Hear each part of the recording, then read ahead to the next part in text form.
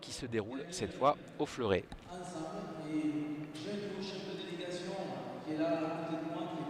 Alors je ne sais pas si on peut entendre le discours du président, tandis que les deux équipes qui vont s'affronter dans quelques instants pour la médaille de bronze sont en train d'être convoquées dans la salle d'échauffement. Et Brice Guyard, qui est devenu, vous le savez peut-être, le président de la commission au Fleuret, s'occupe donc des sélections, notamment dans cette équipe de France pour, masculine pour le Fleuret. Et forcément, il félicite également l'intégralité de cette équipe de France, mais en particulier Erwan Le Péchou, avec qui il a disputé de nombreuses années de compétition. Bonsoir à tous, merci Président. Moi j'ai arrêté ma carrière après les Jeux, j'ai eu l'incroyable élément solaire de vivre un truc incroyable avec ces trois-là cet été. J'ai décidé de mettre sur ma carrière, ça fait déjà 20 ans que je suis ici, c'était bien trop long. Donc maintenant je suis devenu entraîneur de l'équipe. Voilà, Erwan Le Péchou qui explique donc qu'il est devenu entraîneur de l'équipe du Japon. Il rejoint un autre Français qui occupait déjà cette fonction pour les filles, Franck Boisdin, ancien médaillé de bronze aux Jeux Olympiques d'Atlanta en individuel en 96.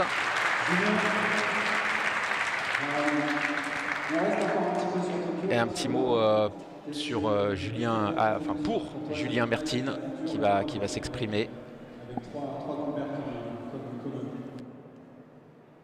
Ça se présente un rêve. On a réussi entre guillemets. Moi j'ai commencé ici avec il y a très longtemps quand j'étais enfant. Je te regardais sur la piste. Julien Mertine qui effectivement se remémore avoir vu enfant Brice Guyard disputer ce tournoi. Il l'a emporté d'ailleurs. Brice en par équipe en 2005 avec l'équipe de France.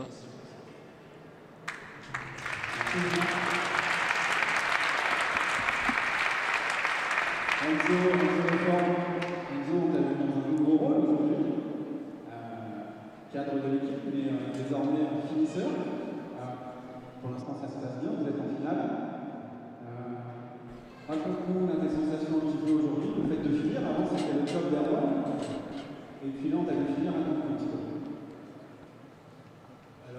Allez, on va tout de suite voir le tableau avec l'ordre des matchs.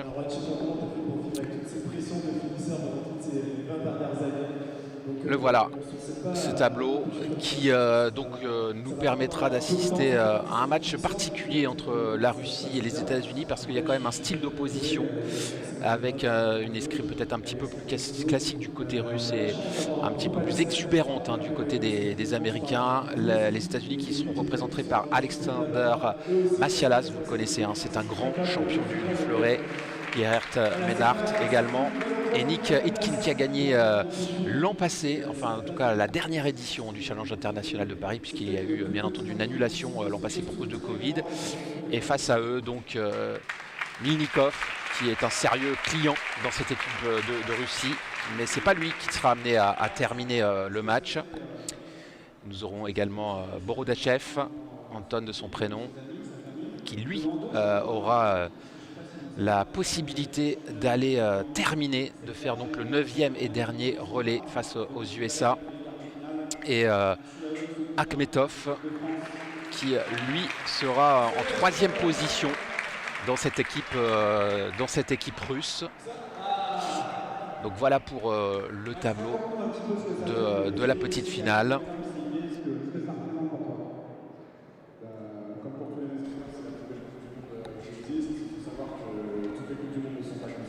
Et voilà la parole qui est donnée à Maxime Poty, qui disputait à la fois les épreuves individuelles et qui a été remplacé dans l'épreuve par équipe par Erwan Le Péchou. Et qui lui aussi explique combien il a apprécié, il a eu envie quand il était enfant de participer à cette épreuve.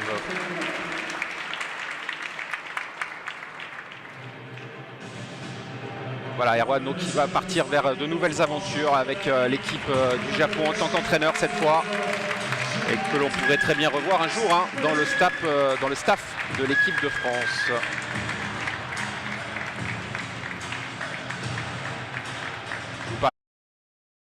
Qui nous fera donc prolonger un petit peu la durée de ce direct d'escrime jusqu'à 19h30 environ. Voici la présentation des arbitres et la haie d'honneur des jeunes escrimeurs qui vont faire place à l'entrée des deux équipes États-Unis-Russie. C'est devenu aussi un classique, hein, les Américains qui performent en escrime depuis une quinzaine d'années maintenant, que ce soit au fleuret ou à l'épée, au sabre aussi. Et voici donc les escrimeurs qui rentrent sur la piste. Et on commence par l'équipe des États-Unis dans l'équipe adverse. Donc tout le monde rencontre tout le monde en 5 touches ou en 3 minutes. Et la première équipe arrivée à 45 remporte pour ce match la médaille de bronze de ce challenge international de Paris. Akhmetov, Borodachev et Milnikov seront les titulaires de cette équipe de Russie. Et là aussi, hein, ne vous y trompez pas, une 3e place, c'est important, non seulement pour la couleur de la médaille, mais aussi pour les points marqués au classement international en vue d'une bonne position pour préparer au mieux les qualifications des Jeux de Paris en 2024 qui approchent tranquillement, mais qui commencent d'ores et déjà pour être positionnés au mieux dans les tableaux de classement. Et sur les côtés, vous le voyez, le banc avec les coachs et les joueurs qui vont s'y positionner lorsqu'ils ne tirent pas.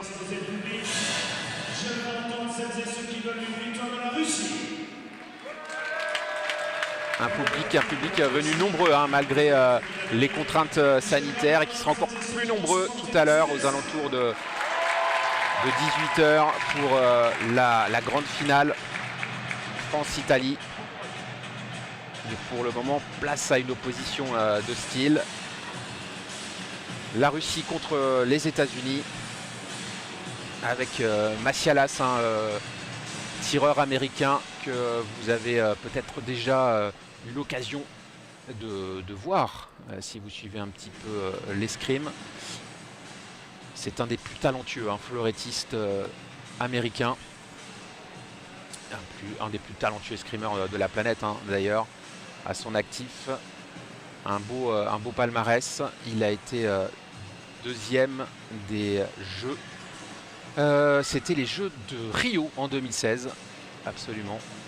Et dans l'épreuve par équipe, il avait obtenu une nouvelle médaille. C'était le bronze cette fois.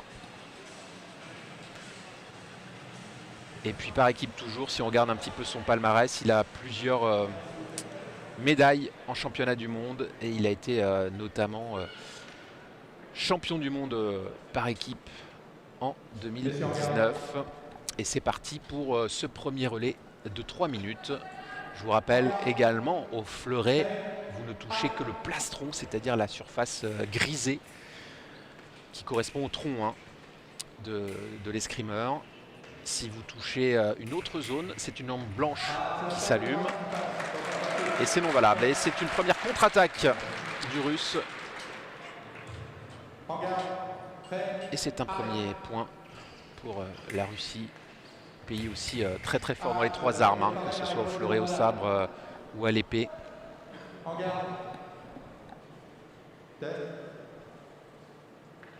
Alors on teste la piste pour s'assurer que ça n'allume pas. Voilà, il y a un petit problème technique, c'est-à-dire qu'en normalement, lorsque l'on appuie, lorsque l'on touche avec la pointe de son fleuret sur la piste, ça ne doit pas générer de touche. Là, il y a un petit souci puisqu'on a vu que ça allumait non valable, mais ça allumait sur la piste. Ça veut dire qu'elle n'est pas à la masse, cette piste. On va prendre donc quelques instants pour essayer de réparer cela. tandis que s'approche du poste commentateur le champion olympique 2004, Brice Guyard, qui s'installe tranquillement.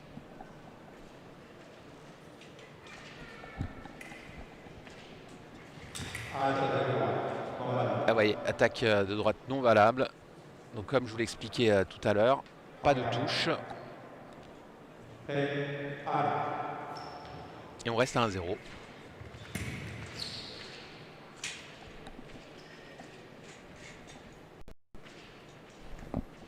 Merci Brice de nous avoir rejoints. Ouais, avec plaisir, bonsoir. Après avoir mis à l'honneur Jopic, Peter Jopic, qui a été un grand champion et contre qui vous avez eu à maintes fois l'occasion de disputer des touches et d'aller chercher des victoires importantes.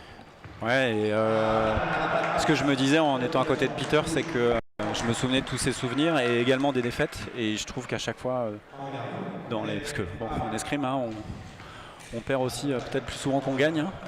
Et c'est vrai que face à Peter, il y a eu beaucoup de rencontres individuelles et par équipe entre France et Allemagne. Et, voilà, à chaque fois, c'était des grands combats, des grands matchs. Et c'était quand même un mec avec un fair play exemplaire, un battant, le meilleur finisseur au monde par équipe. Et on va comprendre le rôle et l'importance d'un finisseur aujourd'hui là par équipe.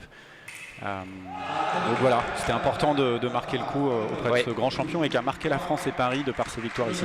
Oui, 40 ans, hein, il a une longue carrière sportive, hein, arrêté à 40 ans, c'est un bel exploit. On va maintenant s'intéresser à ce qui se passe sur cette petite finale, avant tout à l'heure d'entamer quelque chose qui pourrait être vraiment au-delà du spectacle, symboliquement hyper intéressant, puisque les matchs France-Italie, c'est un grand classique, vous en avez discuté à de nombreuses reprises, Brice. Mais on s'intéresse tout de suite à cette équipe de Russie, on va en dire un petit mot. Les Russes qui ont été battus par les Français en demi-finale, et ça a été un très beau match, avec quand même à mi-parcours une France qui est passée devant. Ouais, tout à fait. On est toujours sur une équipe russe en reconstruction. On avait été surpris sur la composition de l'équipe à Tokyo. On s'attendait voir les cadres de l'équipe russe, mais voilà, la pandémie, la crise sanitaire a fait qu'il y a des petits jeunes qui sont sortis pendant plus d'une année et qui, au niveau national russe, ont pris les places des cadres et donc ont pointé le bout de leur nez à Tokyo. Et on les retrouve encore ce soir, donc c'est une jeune équipe russe face aussi à une équipe américaine jeune. Il y a deux cadres chez les Américains, Massialas et Meinhardt, et puis on va retrouver Itkin. Oui, qui avait gagné le CIP il y a 2 ans, la dernière édition hein, finalement. Donc voilà, je pense que la Russie se cherche encore sur sa composition parfaite pour préparer 2024. Ils ont encore un petit peu de temps, mais en tout cas, ils ont un vivier de jeunes tireurs incroyable. Et pour l'instant, ils sont devant. Les Russes d'un tout petit point. On est dans le premier relais.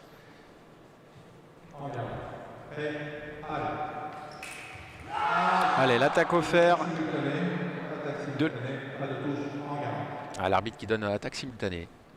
Ouais, 2 prises de fer, les deux prennent la priorité en même temps et l'arbitre estime qu'ils attaquent aussi dans le même temps. J'aurais eu tendance à donner pour le russe.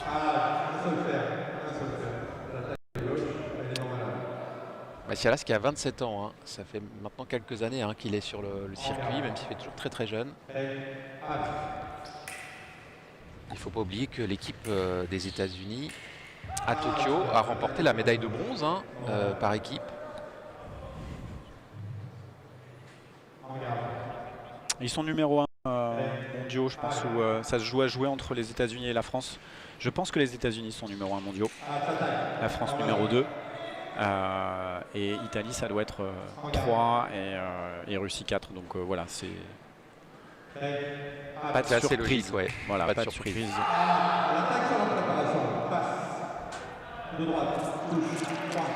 Fabrice, est-ce qu'on rappelle les règles au fleuret?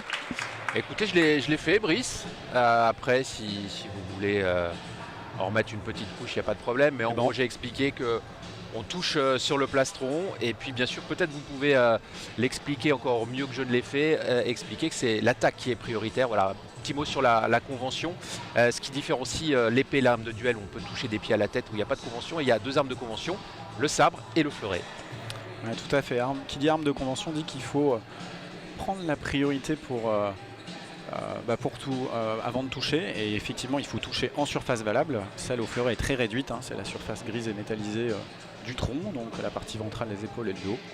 Et puis on va vous décrypter tout ça au fur et à mesure. Mais effectivement, il faut déterminer qui va vers l'avant en premier pour attaquer et allonge son bras. Et ensuite, on a des possibilités pour se défendre, soit en effectuant une parade et puis une riposte. Donc on prend le fer, on reprend la priorité et on riposte. Soit tout simplement en tentant de faire tomber l'attaque de son adversaire dans le vide pour pouvoir repartir, ou en faisant échouer l'attaque, en le faisant passer grâce à une esquive de son adversaire. Donc toutes ces actions, vous allez les retrouver et on va vous les décrypter. Alors là, il faut expliquer qu'il y a une demande de vidéo, la vidéo arbitrage qui est présente en escrime depuis de nombreuses années. Ça a été une des premières fédérations internationales olympiques à adopter ce système. Et les escrimeurs ont le droit à une reprise pendant chaque relais à demander une vérification, un contrôle s'ils ne sont pas d'accord avec la décision de l'arbitre. Si l'arbitre se déjuge et estime que l'escrimeur avait raison, eh bien il aura le droit à nouveau de bénéficier de cette demande. Donc on confirme 4 partout, plus qu'une touche à porter dans ce premier relais.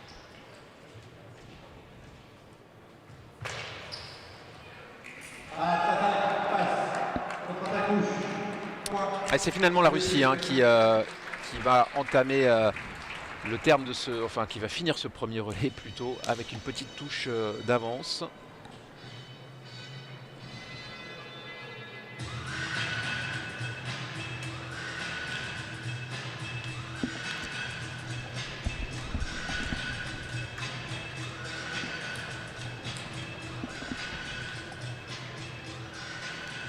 Et on va entamer dans quelques instants le deuxième assaut de ce match en 45 touches.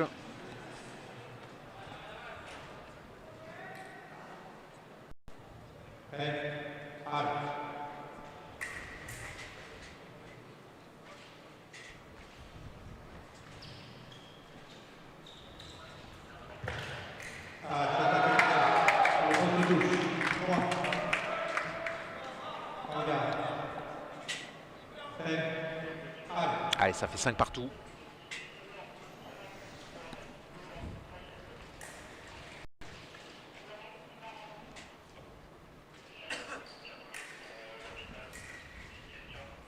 Vous voyez cette zone bleue de terrain, il ne faut pas sortir les 2 pieds de cette zone, sinon vous êtes pénalisé d'une touche. Alors ça arrive que les escrimeurs, soit par inadvertance, soit parce que l'action se passe très rapidement, puissent sortir du match. Sortir de la piste, pardon. Et avoir cette touche de pénalité. La Russie toujours devant d'un petit point. Ce match où pour le moment on grappille les touches plutôt doucement.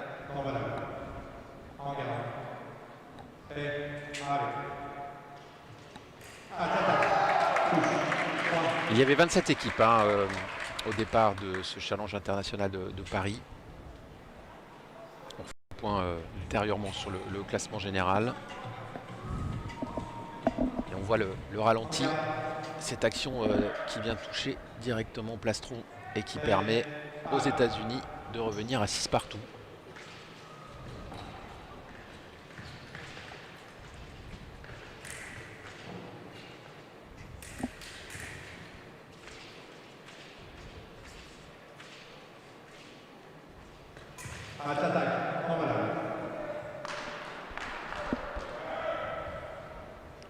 Pas de touche.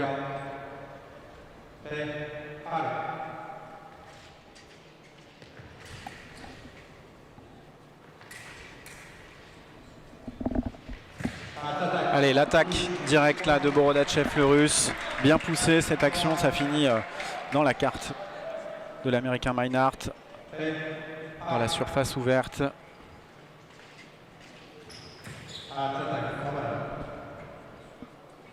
Ah, cette fois c'est l'attaque qui est non valable.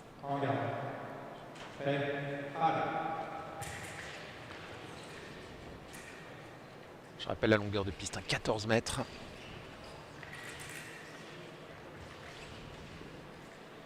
Et vous voyez, on profite de l'ensemble de la longueur pour essayer de presser son adversaire ou de le faire venir. Et Borodachev qui met une belle pression là sur Meinhardt. C'est jamais ses premières actions qui touchent, mais c'est toujours pour amener la seconde et la troisième action qui paye au final. Ça touche direct là pour Meinhardt au pré-aller. Il s'est fait surprendre, le Russe Borodachev.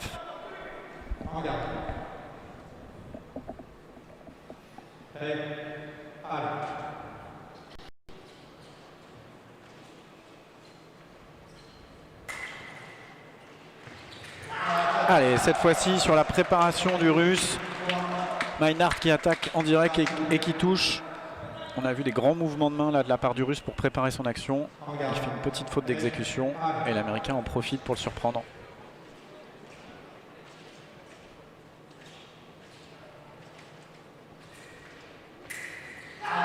Allez. Qui a pris le fer. Voilà, il y a une prise de fer. On ne sait pas de quel côté elle est. J'ai l'impression que les deux tireurs ont la volonté de prendre le fer en même temps. Que va dire l'arbitre? Regarde, on voit le ralenti, Brice. C'est difficile. Ils la prennent en même temps. Logiquement, si c'est en même temps, l'arbitre va favoriser celui qui va vers l'avant et qui attaque. Et c'est plutôt Meinhardt, l'Américain, qui exécute l'attaque. Elle n'est pas évidente celle-là à juger, même à la vidéo. Vous l'avez vu au ralenti. Vous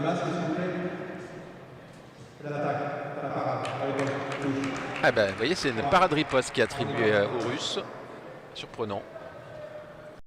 Parce qu'effectivement, on voit une prise de fer qui est effectuée par la part des deux tireurs en même temps. Bon. Allez, 9-8 en faveur de l'équipe russe. Et l'attaque directe de Meinhardt à l'épaule en coup lancé. Superbe. Ça, c'est coup lancé, c'est quand même une action qu'on voit souvent en fleuret. Elle a déposé sur l'épaule là, au-dessus. On hausse le rythme dans cette finale, dans cette petite finale. Et la parade riposte encore à l'épaule en coup lancé. Superbe. Et finalement, ce sont les Américains qui partent cette fois avec une petite touche d'avance dans ce deuxième relais. Je refais un petit point sur le parcours justement des États-Unis qui se sont inclinés en demi-finale face à l'Italie. Auparavant, dans le tableau de 8, les Américains l'ont emporté sur l'Égypte. Et si on remonte dans le tableau de 16 de tour précédent, donc les Américains s'étaient imposés face au Danemark. Petit point évidemment du côté du parcours russe. Tableau de 16, la Russie s'est imposée face à l'Ukraine. Et puis dans le quart de finale, plutôt dans le tableau de 8, donc le quart de finale, la Russie s'est imposée sur le Japon. Le Japon entraîné par deux Français, on en a parlé un petit peu hier en individuel. J'en reparle un tout petit peu. Franck Boisdin qui entraînait déjà les jeunes filles japonaises dans l'optique des Jeux de Tokyo et qui poursuit l'aventure au Japon. Et il est rejoint par Erwan Lepechou qui a arrêté après les Jeux de Rio, les Jeux de Tokyo, sur cette belle médaille d'or. Et donc la Russie qui s'est inclinée ensuite face à la France en demi-finale. Allez, une première action avec une parade riposte du Russe Aketov là, face à l'Américain Itkin.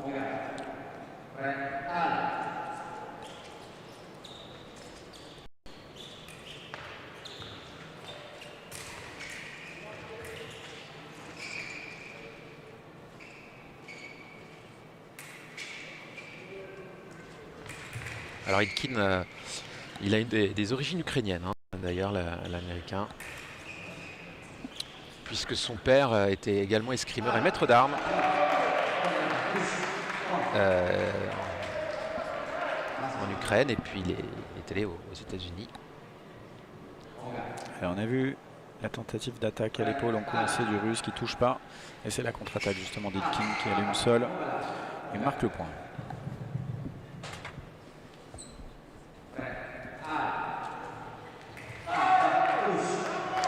Attaque de droite.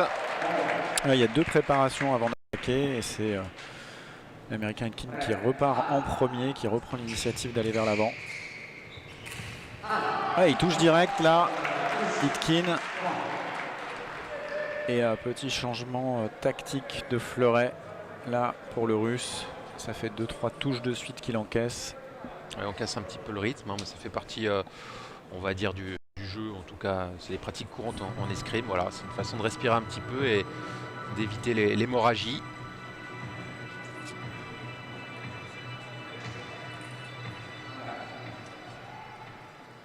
On va dire que c'est une pratique courante, mais surtout côté russe et italien. Ah oui. Les autres nations le font pas trop. Parfois c'est fait ouais, avec un peu trop d'abus. Voilà, c'est vrai que l'Italien et le Russe le font assez souvent. Maintenant, je pense qu'à un moment donné, quand on prend l'eau, c'est tentant de le faire parce que c'est vrai que voilà, refaire un lacet, personne ne va vous dire vous n'aviez pas à le faire. C'est si vous le faites trop souvent où l'arbitre peut commencer un petit peu à s'agacer.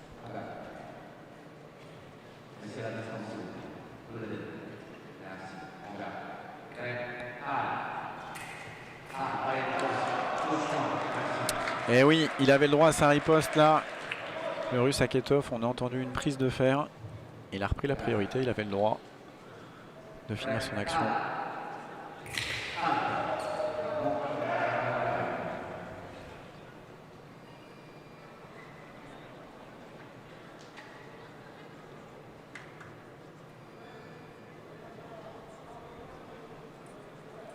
Akhmetov qui est 113e mondial uniquement, seulement j'ai envie de dire.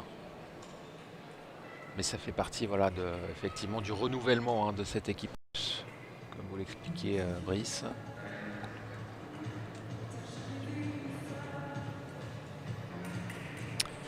Ouais, les Russes en fait ils se sont basés sur leur vivier de tireurs avec des compétitions nationales sur tout le territoire pour effectuer leur sélection à la fois pour Tokyo, on l'a dit tout à l'heure, mais évidemment sur cette première épreuve de Coupe du Monde.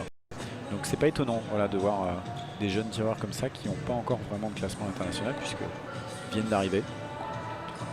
Et il a 25 ans, ce jeune russe. Alors là pour le coup on a changé de fleuret, mais c'est vrai qu'il semblait défectueux. J'ai l'impression que quand il y avait une prise de fer, c'était la lampe blanche non valable qui s'allumait, donc c'était tout à fait nécessaire de changer d'arme. Cette fois c'est pas du tout une tactique pour agacer son adversaire. C'était vraiment nécessaire. Allez, c'est reparti.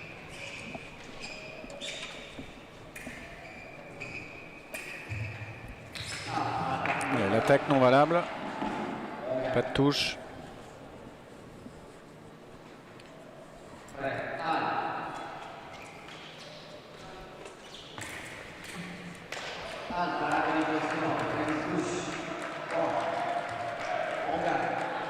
Allez, ils se sont loupés de part et d'autre et au final c'est Akhmetov qui conclut en remise pour porter sa 12e touche. Et encore il se loupe, combat au corps à corps. L'arbitre laisse faire tant qu'il n'y a pas véritablement de contact fort des deux tireurs. On laisse le jeu se dérouler.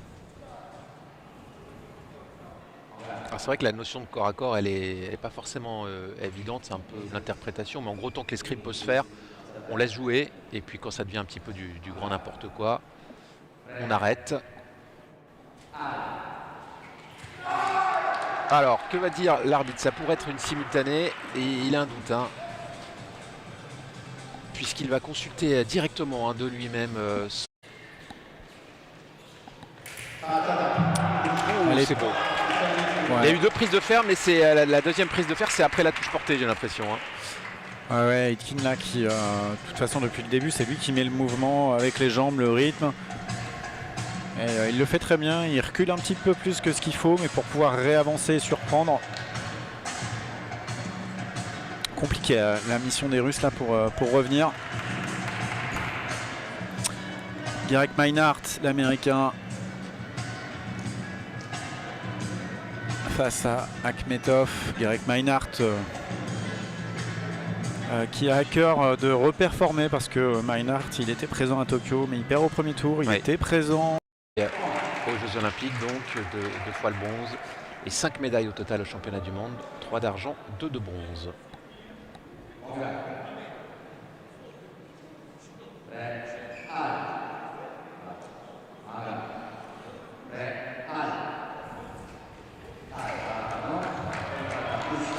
C'est la contre-attaque qui touche. De toute façon, il n'y avait qu'une lampe.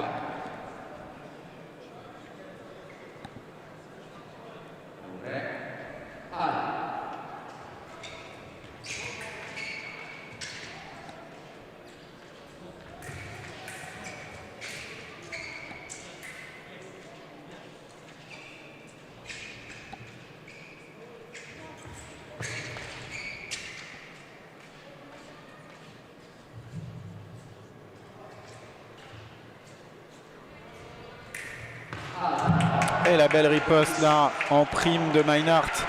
On l'a vu monter sa main. Ah, on va l'avoir au ralenti, regardez. L'attaque. Ah, j'ai pas l'impression que c'était cette touche là qu'on a vue sur le ralenti.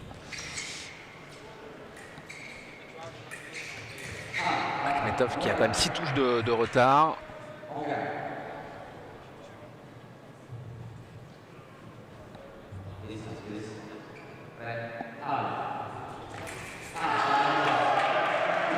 Et une parade riposte qui permet aux États-Unis de mener de 7 points. Là, ça va être compliqué hein, pour les Russes, Brice.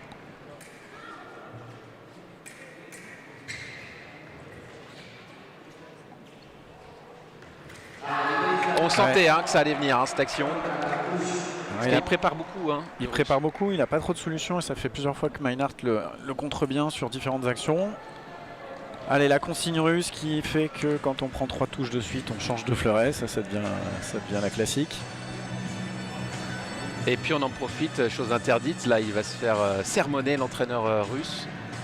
Mais il prodigue des conseils à son tireur, il n'a absolument pas le droit. C'est uniquement au moment des pauses.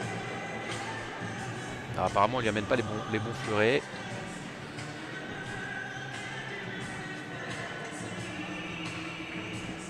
Voilà, celui-ci ça va être le bon. Et on branche le fil de corps, le fil qui passe dans la manche de l'escrimeur et qui vient se brancher dans la coquille. Moi je pense qu'on ne devrait pas tolérer ça. Ça ne devrait être que s'il y a un dysfonctionnement de fleuret, une lame qui s'est tordue, une tête de pointe, ça doit être vérifié par l'arbitre. Et je pense que...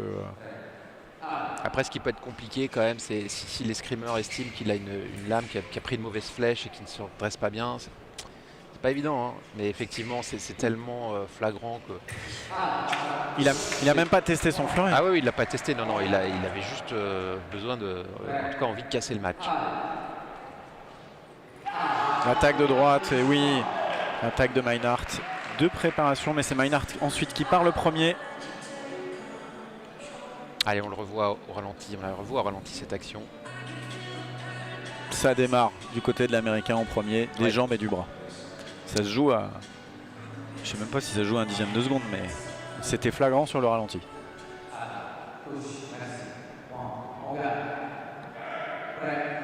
Allez, encore une petite touche à placer pour l'Américain et il ne restera plus que 2 relais dans cette rencontre.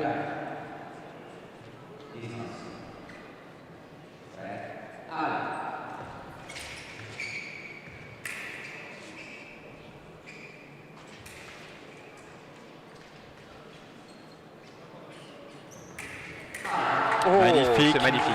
Parade riposte en 2 temps, c'est-à-dire que Meinhardt effectue la parade, il riposte pas tout de suite, il fait une petite feinte pour masquer sa riposte et ensuite il va finir dans le dos. Regardez, parade. Et en fait, le Russe pense que ça va finir au ventre. Et Meinhardt fait couper en passant par au-dessus pour toucher à l'épaule et dans le dos. Superbe. Alors la prochaine confrontation, ce sera Minnikov face à Aitkin, Nikitkin. Et là, il n'a pas de choix. Hein. Minnikov, il faut qu'il aille chercher des touches. Parce que 9 touches de retard avant le dernier relais, c'est beaucoup. Il va falloir prendre des risques. Et j'imagine que pendant ce temps-là, que ce soit les Italiens ou les Français, on est en train de se concentrer, de se préparer, de s'échauffer dans les salles annexes du stade Pierre de Coubertin pour préparer au mieux la grande finale.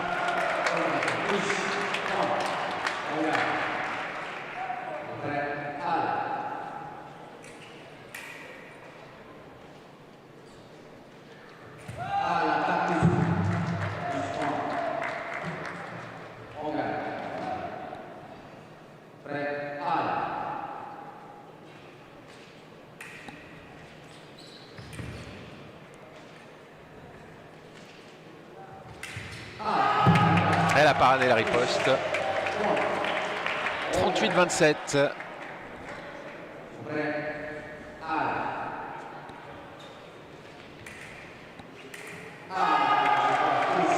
Et ça va vite du côté américain. Voilà. Technique russe, on change de fleuret. Ça commence à siffler un peu hein, dans les gradins du stade Pierre de Coubertin.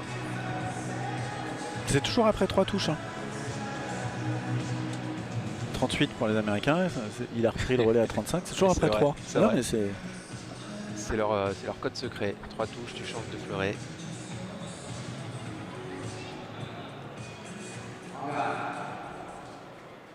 Sauf que maintenant, en fait, ça marche plus parce que les équipes en face, elles le savent. Donc, je veux dire, il n'y a plus de, surprise en fait. Ouais.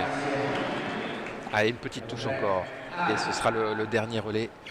Peut-être avec une avance 13 touches pour les Américains. Si la touche est portée maintenant. Et oui, et elle l'est portée maintenant. C'est fini. Enfin, c'est fini. Dernier relais. Dernier relais. Allez, 40-27. Et on saura dans moins de 3 minutes maintenant qui montera sur la 3e marche du podium du Challenge international de Paris édition 2022.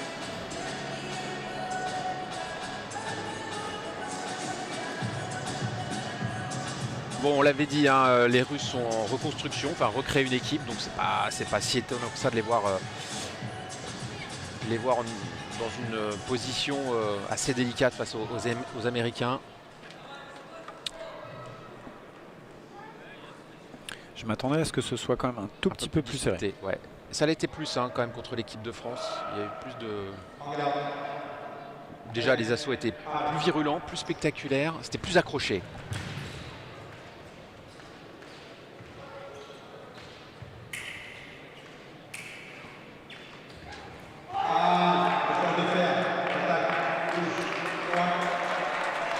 Elle n'est pas évidente celle-là à juger. J'aurais été bien embêté à la place de Pascal Mage, l'arbitre français. Prise de fer américaine.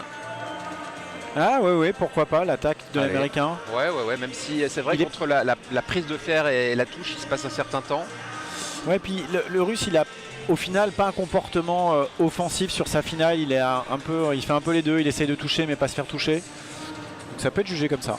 Allez, l'arbitre confirme sa décision. C'est bien senti de la part de l'arbitre français là. En tout cas, c'est arbitré à la française. La contre-attaque ou l'arrêt, ouais, effectivement, qui est porté par le tireur russe. Et Massialas qui démarre trop vite là, trop fort, et tout de suite Borodachev qui allonge son bras, qui se sauve.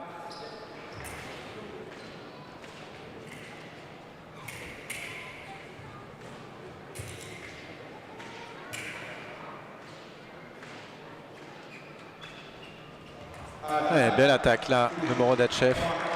Il a été patient aussi sur ses petites préparations, ses petits bonds quasi sur place pour ensuite surprendre Massialas.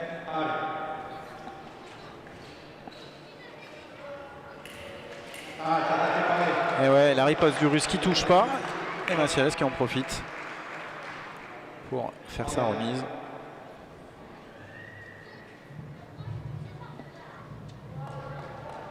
Bon, ça va lui faire du bien à Massialas, une 3e place par équipe, mais c'est vrai qu'il faut qu'il retrouve son mordant et sa réussite dans les épreuves individuelles.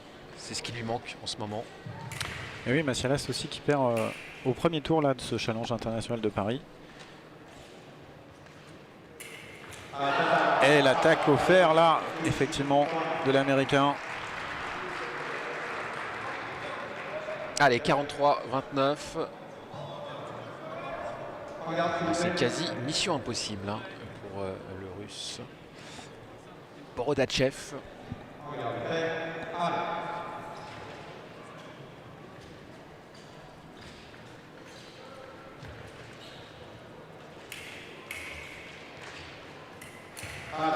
Ah, il porte la 30e touche tout de même. Il reste 2 minutes 4, c'est long. Mais il ne reste plus que 2 touches à porter pour l'Américain. Et sans cela, c'est compliqué de revenir. Une attaque qui est non valable. Qui va toucher directement à la cuisse.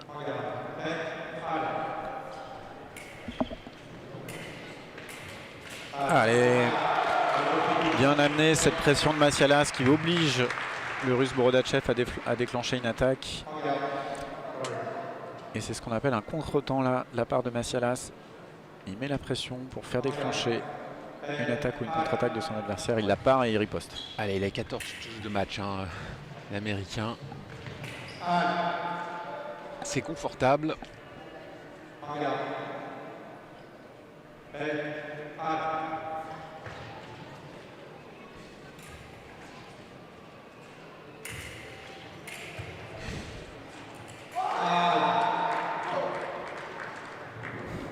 Allez, l'arbitre qui de lui-même va consulter la vidéo.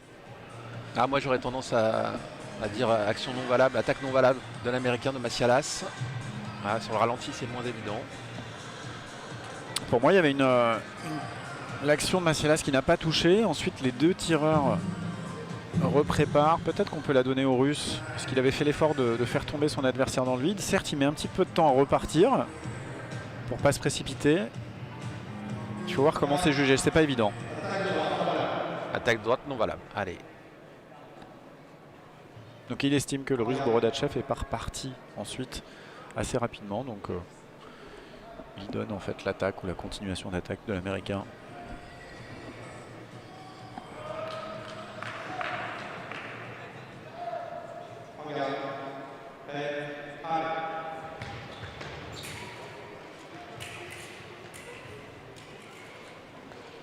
Et la contre-riposte qui va toucher de la part de Macialas.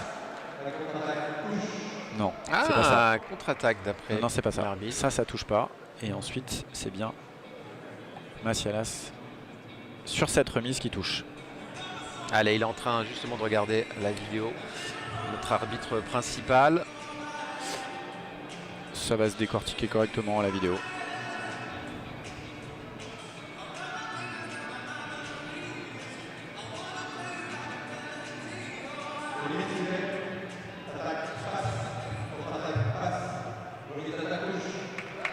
Et voilà. Eh bien, ce seront les États-Unis qui monteront sur la 3e marche du podium du Challenge international de Paris. Voilà, il n'y a pas eu une forte opposition russe. Les Russes ont été meilleurs hein, dans les tours précédents.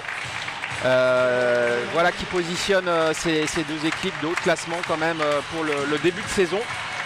Et dans quelques instants, le grand moment de ce Challenge international de Paris. Vous l'attendez tous, on l'attend tous, et notamment Brice en tant que président de la commission Fleuret. Ce match France-Italie, un classico de l'escrime, un classique du Fleuret masculin.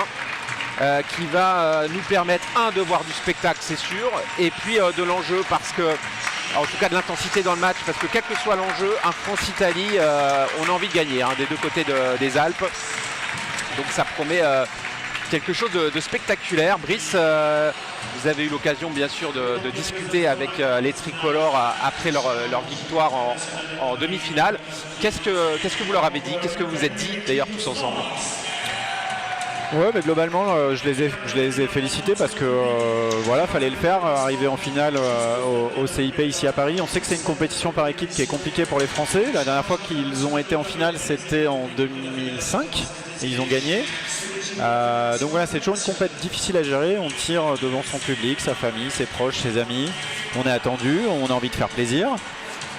Ils sont champions olympiques en titre. Donc voilà, j'ai trouvé qu'ils ont bien géré cette pression. Sur en plus une composition d'équipe nouvelle, sans Erwan Lepéchou qui a arrêté sa carrière. Et on connaissait la valeur d'Erwan, notamment en tant que finisseur. Oui. C'est Enzo Lefort qui a endossé ce rôle de finisseur aujourd'hui. Il l'a plutôt bien fait. Plus de pression du coup pour lui, c'est encore plus difficile. Parce que ce qu'on demande finalement à ce rôle de finisseur, c'est de mettre la 45e touche. C'est ça son rôle, son job.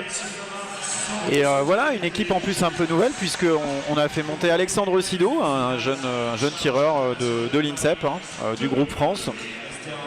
Groupe France encadré par l'entraîneur national Émeric Clot, accompagné de son adjoint Amir Chabakezaz.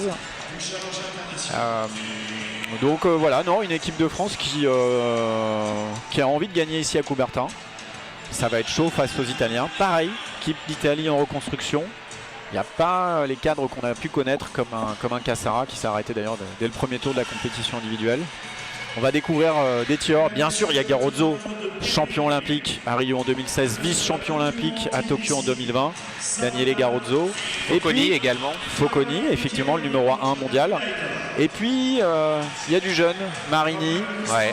Vous allez voir, vous allez découvrir. Focconi qui avait fait du mal hier dans l'épreuve individuelle aux Français. Il en a battu plusieurs. Donc il va falloir évidemment le surveiller. De toute façon, c'est le numéro 1. Donc évidemment, on est attentif du côté tricolore à ce tireur.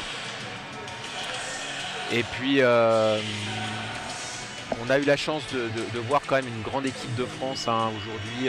Julien, Maxime Poty, qui vraiment ont tenu la dragée haute. Dans cette équipe de France. Et Enzo Lefort, on parlait de finisseur, effectivement, on avait l'habitude de voir Erwan Le Péchou finir, tout simplement parce qu'il était capable de remonter des scores incroyables. C'était vraiment quelqu'un qui mentalement était un finisher, le finisher rêvé, l'un des meilleurs au monde sûrement. Enzo a fait office jusqu'à présent de finisseur, peut-être encore tout à l'heure. Néanmoins, j'imagine qu'on va essayer de tourner un petit peu dans ce rôle en équipe de France. Ça va être un petit peu en fonction des adversaires, un peu au cas par cas, j'imagine. Ouais, je pense quand même qu'il faut qu'on trouve un tireur capable de supporter cette pression pour finir. Et c'est pas évident, c'est pas donné à tout le monde. Donc aujourd'hui, c'est Enzo Lefort le plus expérimenté, le plus régulier, donc c'est à lui que revient ce rôle. Et puis derrière, il faut surtout trouver des tireurs qui sachent mettre Enzo dans de bonnes conditions, qui sachent lui donner le dernier relais avec des touches d'avance. Voilà, le finisseur, il a aussi besoin de toute la confiance de l'équipe, et c'est toute une mécanique de confiance, de relais qui doit fonctionner. Et jusqu'à présent, aujourd'hui, ça a bien fonctionné. Allez, la présentation dans quelques instants des finalistes de ce challenge international de Paris dans l'épreuve par équipe. On commence évidemment par accueillir les arbitres. Et dans quelques instants maintenant, on va probablement commencer par l'équipe d'Italie, qui va rentrer sur cette piste si prisée de l'escrime international, en plein cœur du stade Pierre de Coubertin, le temple de l'escrime en France. Et on commence par la présentation des Italiens avec, vous l'avez vu, Garozzo, Marini, Bianchi,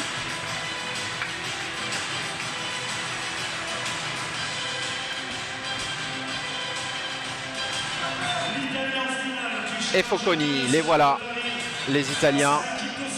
Et l'équipe de France, championne olympique, en tout cas à 90%, puisqu'ils sont 3 représentants dans cette équipe à avoir décroché l'or à Tokyo, avec Enzo Lefort, l'un des leaders de cette équipe, Julien Mertine, qui a vraiment fait un superbe match en demi-finale face aux Russes. Maxime Poty, qui arrive sur la piste, et le jeune Alexandre Sido, qui, comme Enzo Lefort hier dans l'épreuve individuelle, s'est incliné seulement en quart de finale, qui lui a permis de décrocher son ticket, sa place dans cette équipe de France. Et là, l'ambiance dans le stade Pierre de Coubertin va monter d'un cran pour cette finale. Allez, c'est parti.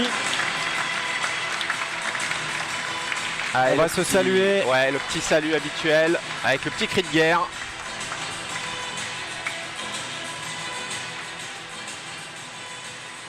Du côté italien, ah non, on n'a pas fait de petit cri de guerre. On s'est juste salué. Non, mais c'est après que ça va crier. Voilà, c'est pendant le match. Allez, la concentration et les encouragements du côté français. Voilà, on n'a pas compris ce qu'ils se sont dit, mais en tout cas, ils sont encouragés mutuellement. Il y a un petit mot en particulier qui est utilisé par cette équipe de France avant les matchs. Là, je ne sais pas ce qu'ils se sont dit, mais en gros, cette technique, c'est surtout pour un moment crier un petit peu fort, relâcher, finalement se toucher, montrer qu'on est ensemble, qu'il y a de la cohésion, qu'on est solidaire et qu'on va aller à la guerre, entre guillemets, ensemble. Donc voilà, c'est pour relâcher un peu la tension et le stress avant de monter sur la piste. Allez, la pression, elle doit être importante, même si nous sommes en début de saison.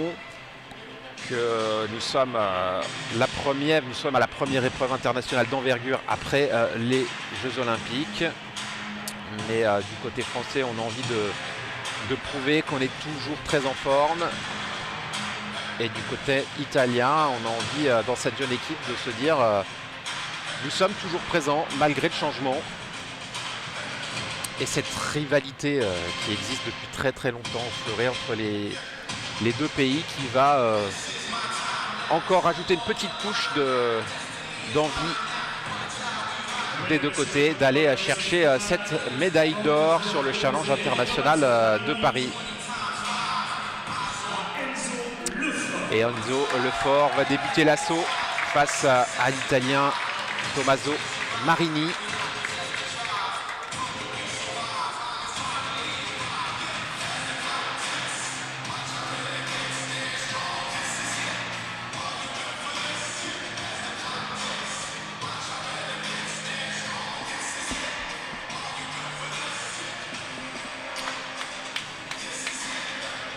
Allez, c'est reparti pour 9 assauts de 5 touches.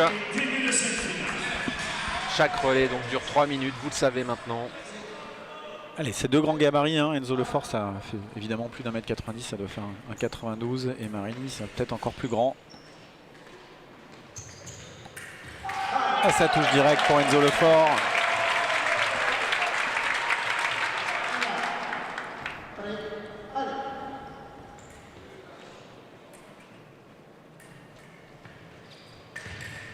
C'est bien défendu de la part de l'Italien. Il s'est fait toucher une fois en cible basse et cette fois-ci il a défendu.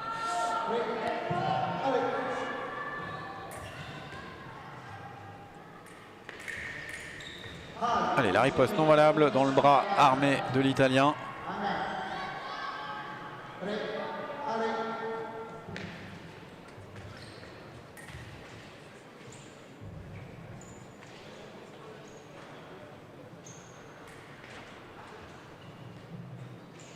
Italien qui avait remporté une épreuve, on va dire, du monde B, en tout cas satellite, au Danemark en octobre dernier.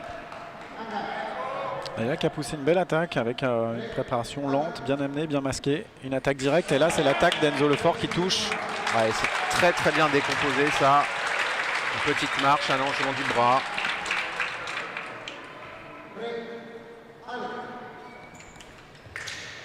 Et attention, l'attaque touche pas, il a le droit à sa riposte du coup l'Italien.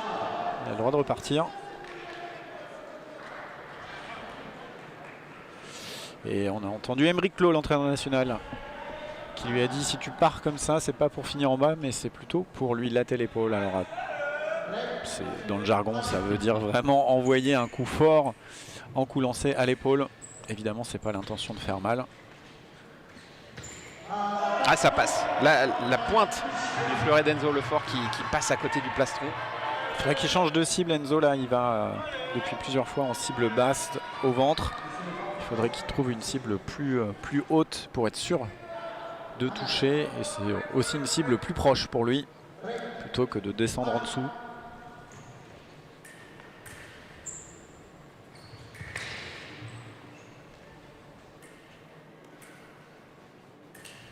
Voilà la prise de fer. La prise de fer, elle est de Enzo Lefort évidemment.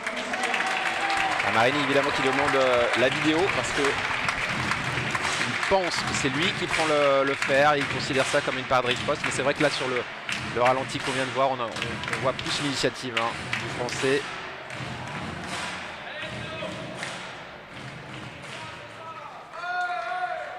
Et voilà l'arbitre qui confirme la touche est accrédité pour le clan tricolore. Ça fait 3 partout. Toujours l'attaque qui touche évidemment. Il n'en a pas profité là, l'Italien. Il n'a pas réussi à prendre le fer. Donc au final, il fait une contre-attaque. Il n'a pas repris la priorité. Enzo qui touche en surface valable.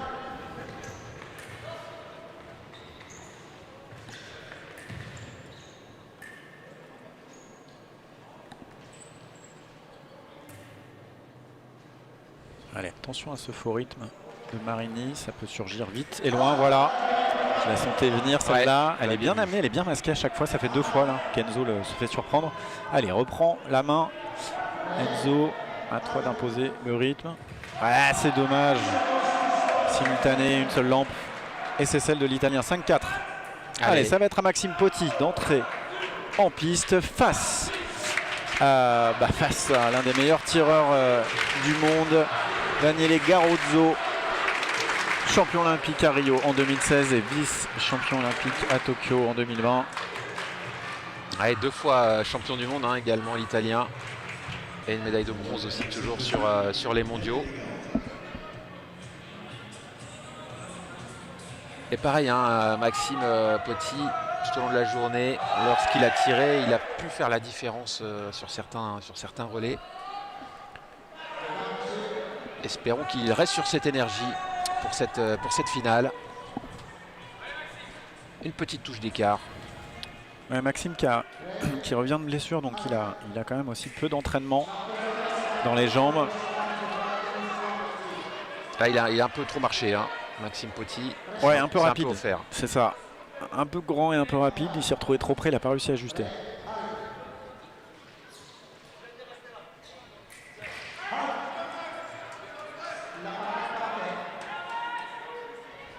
Allez, c'est non valable.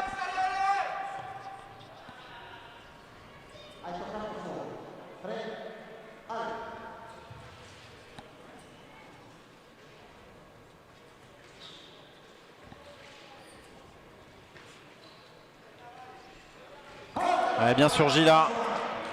Garozzo qui avait bien préparé, il se rapproche doucement, c'est son style de jeu. Hein. Vous allez voir, c'est toujours ça. Il se rapproche très lentement, le bras un peu court, la pointe extérieure. Et attention, les ripostes, elles tombent.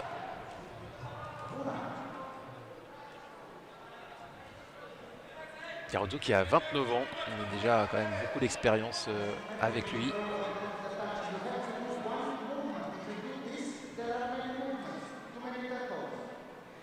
Maxime Potti, lui, a 28 ans. Ils ont quasiment le même âge.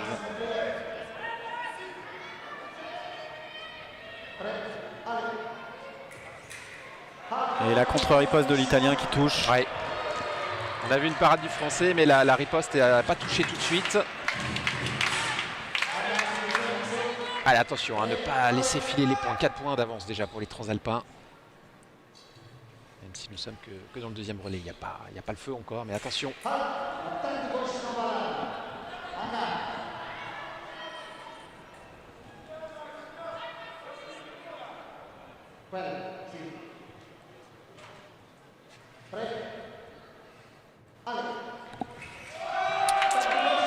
Ouais, l'attaque française. Ah, c'est pas sûr. Effectivement, Maxime Potti part probablement en premier des jambes, mais un peu, il va raccourcir le bras. Et Garozzo, lui, il va tout droit en allongeant son bras, donc c'est pas si évident que ça.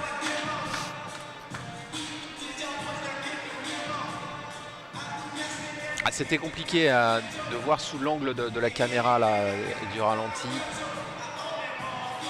L'action était un peu cachée, on avait Maxime Potti de dos. Ah, il prend le temps, hein, l'arbitre, c'est normal. Chaque touche est importante. Regardez, cette fois on l'a de l'autre côté, l'action. Merci Antoine Coquart, le réalisateur. Maxime part vraiment en premier, du haut du corps, des jambes. Est-ce qu'il va être pénalisé par son bras qui se raccourcit? Ah, c'est vraiment là. Mais il s'arrête pas, donc je pense qu'il revisionne plusieurs fois. Il doit y avoir discussion entre les deux arbitres. Quoi qu'il arrive, c'est l'arbitre central qui prend la décision finale. Même si l'arbitre vidéo lui donne un avis contraire, il peut rester sur son premier jugement.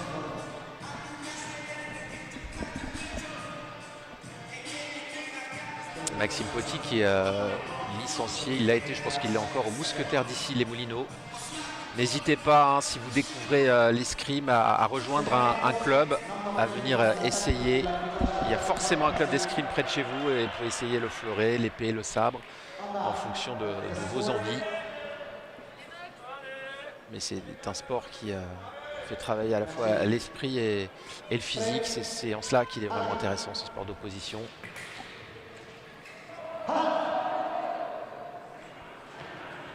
Il s'agace un peu l'italien.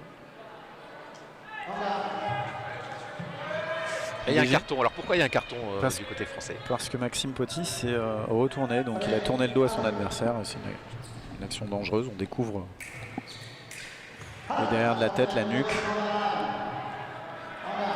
Et surtout, du coup, on empêche son adversaire de riposter convenablement. Allez, Maxime là qui a du mal sur Daniele Garozzo.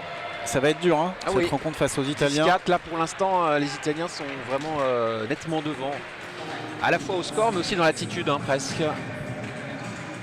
Allez, c'est Julien Mertine maintenant qui rentre en piste. Ouais. Et l'équipe de France qui vient de procéder à un changement pour la suite. Ils vont faire rentrer du coup Alexandre Sido à la place de Maxime Poty. J'ai aperçu l'entraîneur national Émeric Clot faire signe aux arbitres. C'est vrai qu'il manquait un peu peut-être de compétition, hein, là, Maxime. Et puis c'est l'occasion, hein, même si on est en finale d'un grand tournoi, de faire tourner un peu les équipes aussi. Hein, et après la belle performance, c'est-à-dire le quart de finale d'Alexandre hier, faut pas hésiter à le faire rentrer. Ouais, complètement. Puis on a besoin de tester Alexandre Sido là sur un match, sur une finale, dans des conditions un peu sous pression, et puis face aux meilleurs mondiaux. Et donc très bon test pour Alexandre Sido tout à l'heure là, face aux Italiens.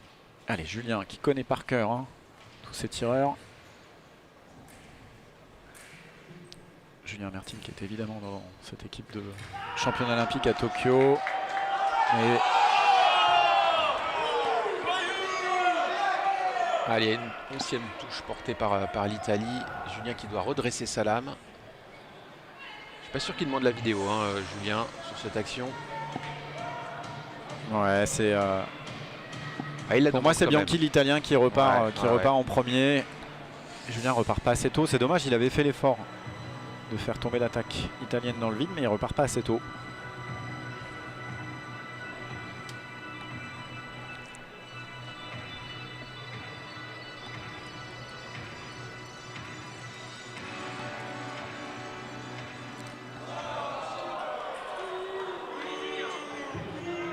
Allez, ça fait 11-4 pour les Italiens. Allez, ça touche direct là pour Julien Mertine, une attaque offerte. Il s'appuyait sur la lame de son adversaire pour porter son attaque. Guillaume Bianchi qui a 24 ans et qui est monté pour la première fois sur un podium de Coupe du Monde en 2018. C'était à Bonn. Et il a l'or par équipe dans les championnats d'Europe des moins de 23 ans en 2018.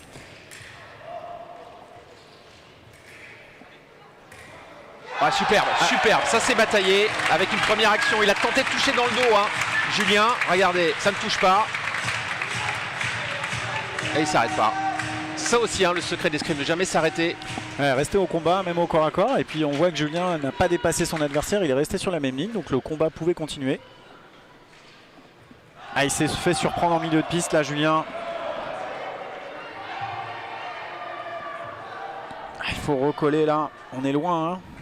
6 touches. Ah oui, ça déjà. fait beaucoup 6 touches, hein, au bout de 3 relais seulement. Allez. Une touche qui accroche.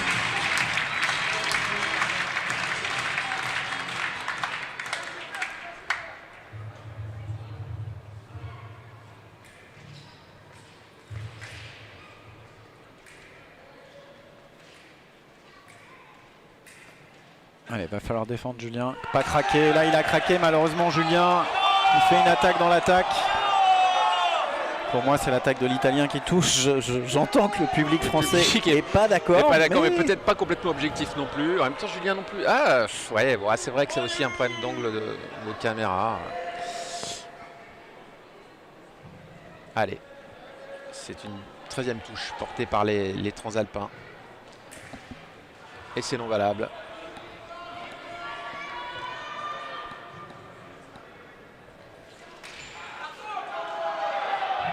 Allez, pas de touche après dépassement là.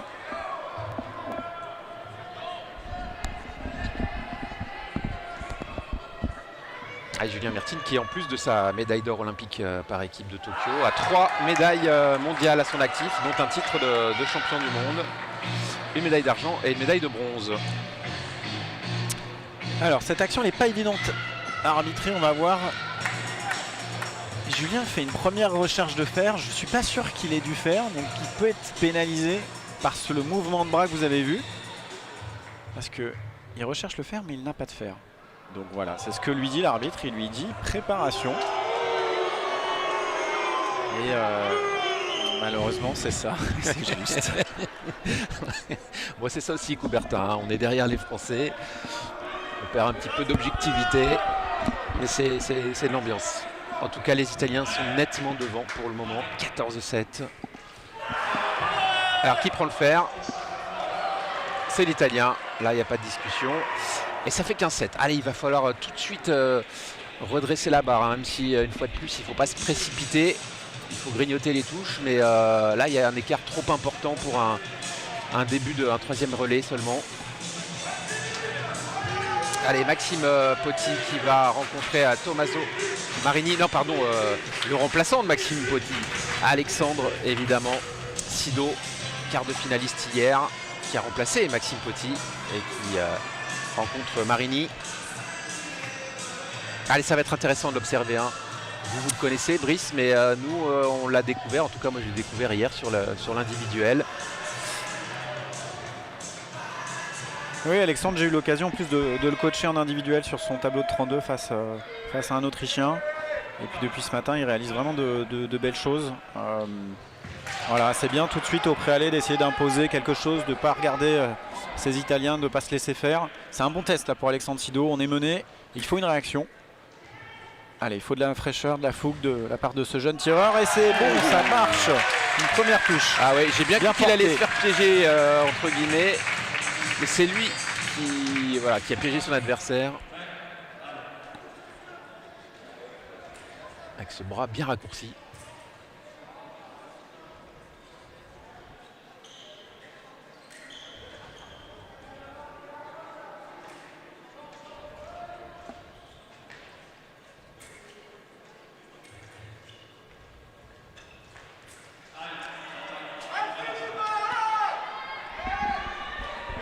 Alors si vous entendez des encouragements, allez Philippe, c'est parce que Philippe c'est son surnom, bien qu'il s'appelle Alexandre.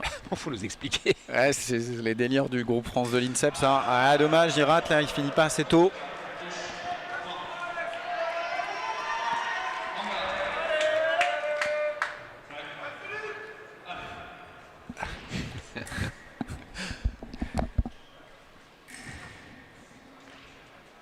À l'INSEP, on sait s'amuser, hein, apparemment.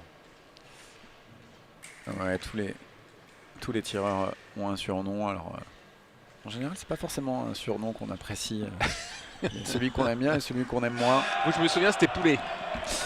Ouais, le premier c'était Poulet. Il y en a eu plusieurs. Il y a eu Poulet, il y a eu Brissou, Brissounet. Il y a les Italiens qui m'appelaient Briccio ou encore Acciuga. Acciuga, c'est un peu comme Poulet. Acciuga, ça veut dire anchois en italien. D'accord.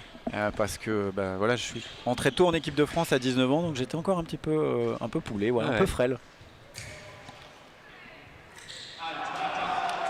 Ah, ça repart de gauche, mais ça ne touche pas, hein. Attention, attention, 10 points d'écart. L'Italie largement devant dans cette finale.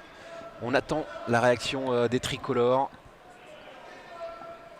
Alexandre qui demande à vérifier son fleuret.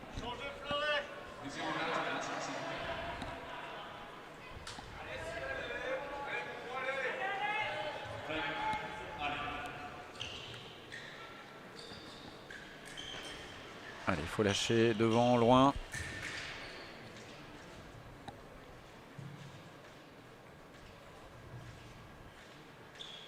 Ouais, c'est bien d'essayer de mettre du rythme comme ça pour Alexandre, ne pas rester dans le rythme un peu statique, le faux rythme de son adversaire. C'est dommage. Il est bien à la contre-riposte, là, l'Italien Marini. Il enchaîne bien.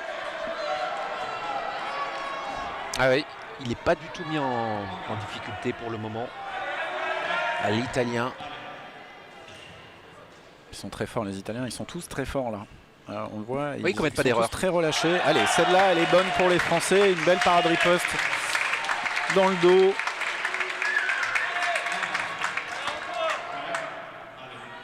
Allez, il en faudrait encore une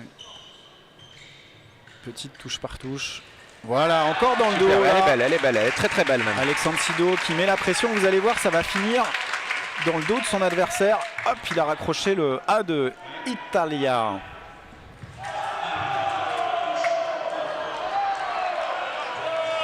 Il a tenté la même chose, mais il est parti après son adversaire, Alexandre. Allez, ça vaut le coup de demander la vidéo, évidemment. On sait jamais, mais bon. Regardez, le ralenti. Il va chercher dans le dos, mais l'Italien, clairement, est parti déjà. Ouais, et puis on va voir un petit mouvement de main et de pointe d'Alexandre Sido, justement, pour ajuster dans le dos. Et c'est une préparation, il va être sanctionné.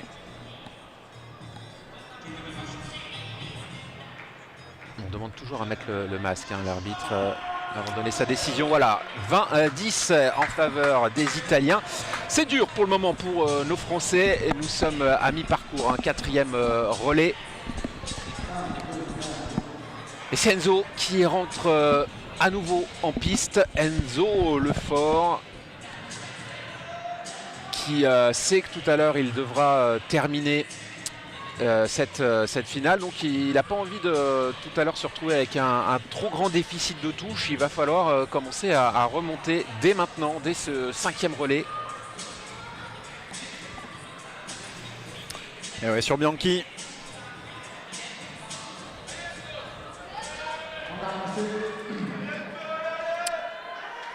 La difficulté, c'est que certes il y a des touches, mais il ne faut pas prendre trop de risques non plus. Il faut essayer de grappiller au fur et à mesure. En fait, il faut essayer de regagner des relais là. Et donc ça ne veut pas dire qu'il faut aller en 25. Bien sûr, l'Italien il va en 25, mais pour Enzo, c'est peut-être essayer de mettre 5 touches et que l'Italien en mette que 2 ou 3 en 3 minutes. Donc c'est revenir dans une spirale positive de relais gagnés. Et il faut toucher pour ça, mais je pense que ça va être bon puisque l'Italien, la remise ne touche pas et c'est celle d'Enzo Lefort qui touche. Allez, une première. Allez Enzo.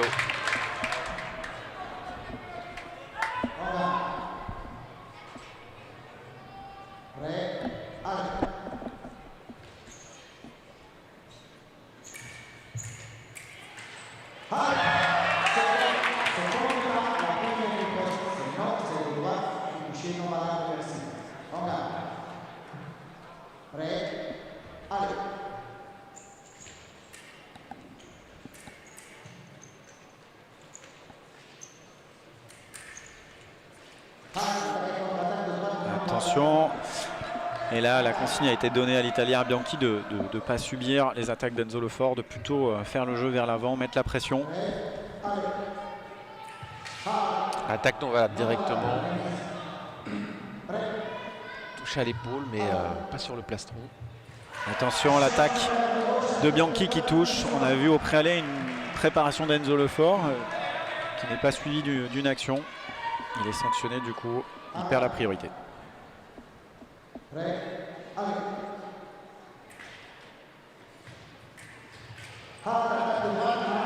est souvent un tout petit peu court là sur ses actions, Enzo.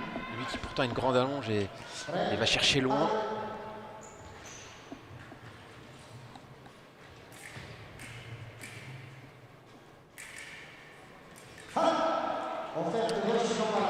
Et dommage, ça va payer là ce travail. C'était valable sur l'avant-bras de l'Italien. Il a refait une préparation Enzo Lefort et oui, il est sanctionné, l'attaque de l'Italien. Non, c'est assez clair. C'est assez clair et d'ailleurs les Français, du côté de France, non, c'est ça.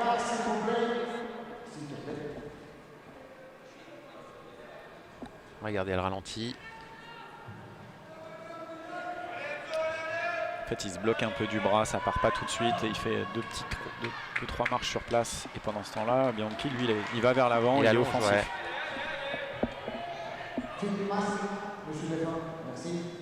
Il faut rappeler qu'il y a un fil de masse sur les fleurets depuis quelques temps maintenant pour que la bavette soit valable. Donc elle est reliée par un fil au plastron.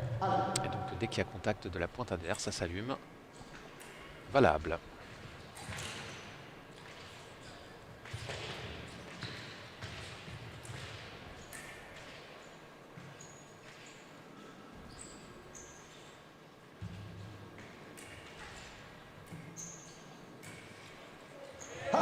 Non, pas de touche.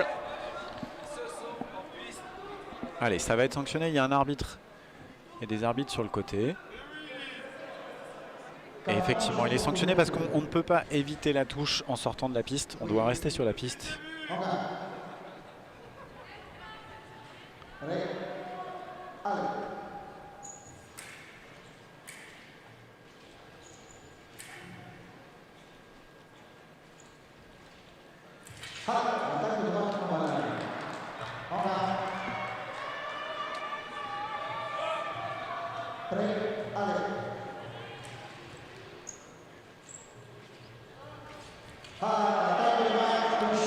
Allez, l'attaque de droite qui allume toute seule. Et les Italiens qui continuent, qui poursuivent sur leur avance. Allez, c'est à Enzo Lefort là de faire le jeu. Il ne faut pas qu'il subisse. Il prend le fer, c'est non valable. À Enzo. Encore 1 minute 37 à disputer dans ce relais. Il faudrait aller chercher quelques points encore. Voilà, ça touche. Valable. Dommage. Mais en tout cas, c'était bien sur le rythme, mieux amené, plus percutant. Allez, Italien qui demande, Guillaume et Bianchi qui demande une petite bombe de froid. C'est vrai que la pointe du fleuret a touché le coude a priori.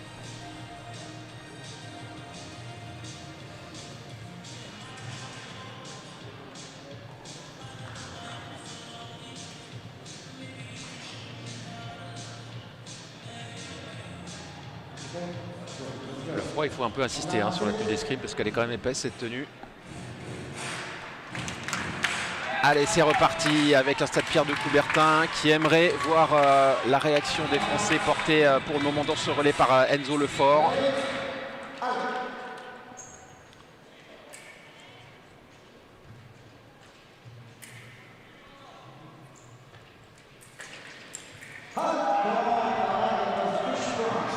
Ah, ils sont plus dans le jeu, les Italiens, je trouve, clairement là. Ah, les Français qui ne sont pas montés sur la plus haute marche du podium dans l'épreuve par équipe depuis 2005. Ils étaient dans cette équipe à Brice-Guyard. Allez, c'est important même pour Enzo là de remettre quelques touches. Ça va trop vite des jambes. Est-ce que ça va trop vite des jambes, Brice, ou c'est des trop grandes marches? Ouais, c'est ça, mais en fait, il est pris par son inertie vers l'avant, donc c'est des grandes marches un peu trop vite et il n'arrive pas à rattraper du bras. Il faut vraiment réussir à être plus fluide, plus calme vers l'avant pour avoir une pointe et un bras vivant et qui peut déclencher au moment où la cible se découvre. C'est dommage parce que là, encore une fois, il reprend l'initiative, Enzo, en faisant une belle parade. Il monte sa main en prime pour essayer d'ajuster et Bianchi, l'Italien, qui se défend bien parce qu'il se rapproche pour éviter cette touche sans faire de faute. Et magnifique parce que c'est beau. Parce que l'Italien attaque, il est paré. Tout de suite, il va défendre le dos. Vous allez le voir. Il attaque, il est paré et il défend tout de suite le dos pour contre-riposter. Superbe. Et je me demande même si c'est pas une touche de seconde intention. Donc une fausse attaque de l'Italien pour tout de suite défendre et contrer. C'était très bien amené. Allez, 25-12 en faveur des Italiens. Le retour de Julien Mertine sur cette piste. Allez, c'est le 6e relais. Les tricolores, il faut réagir.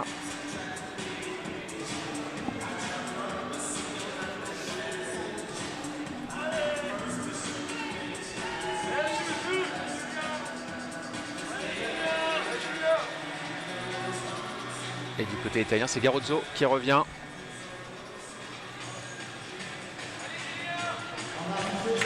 Daniel est de son prénom.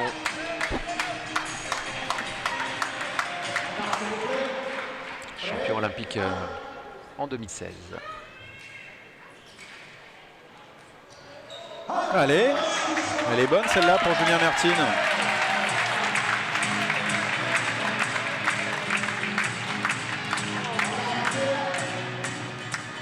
Alors l'Italien qui dit qu'il a été un peu bousculé, mais non, il n'y a pas de souci a priori.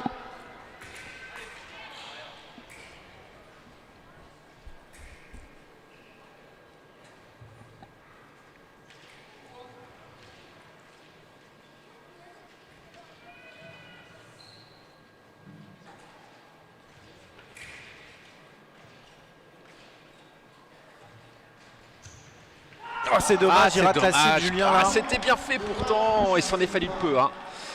Ouais, parce que Julien fait l'effort justement de ne pas partir trop vite, de faire des petites marches de préparation et au moment d'ajuster, il a la cible et ça part pas assez franchement. Dommage, parce que tout le travail de préparation était bon. Attention, la parade de la riposte. Il rate jamais Garozzo. Quand on est pris dans son fer, c'est compliqué là d'en sortir. 27-13, il y a le feu hein, du côté de Coubertin avec une équipe italienne qui domine notre tricolore. Et on veut voir la réaction. Il ne reste plus que 3 relais dans cette grande finale du Challenge international de Paris.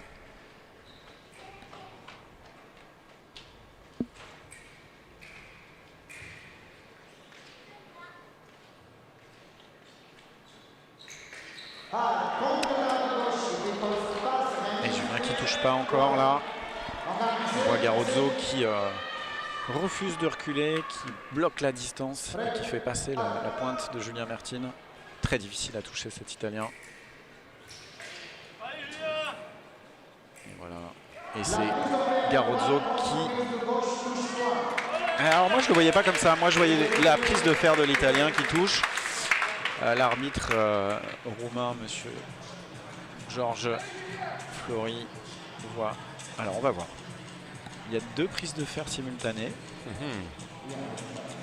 Ce qui peut pénaliser Garozzo, c'est qu'en fait, au départ, il a une première prise de fer et ensuite les 2 tireurs reprennent le fer ensemble. Donc on pourrait penser qu'il peut la redonner à Julien, mais c'est pas évident.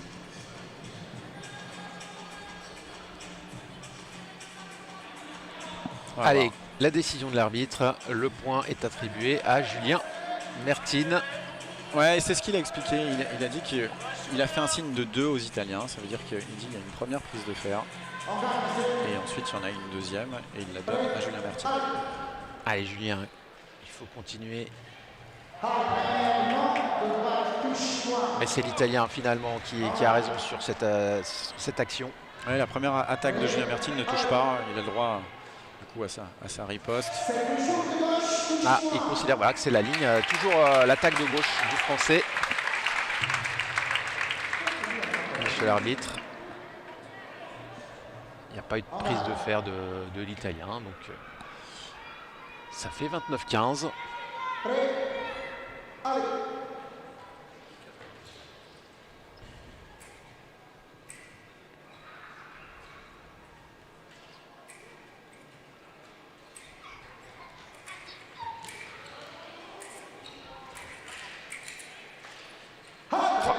Oui, il était en posture difficile. Hein. Il fallait absolument pas sortir de la piste pour Julien.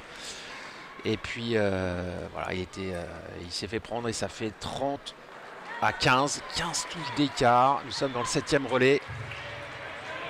Il est fort Garozzo. Hein. Dès qu'il est à la parade, compliqué de lui reprendre le fer. Allez, Daniele Bianchi qui revient pour l'Italie.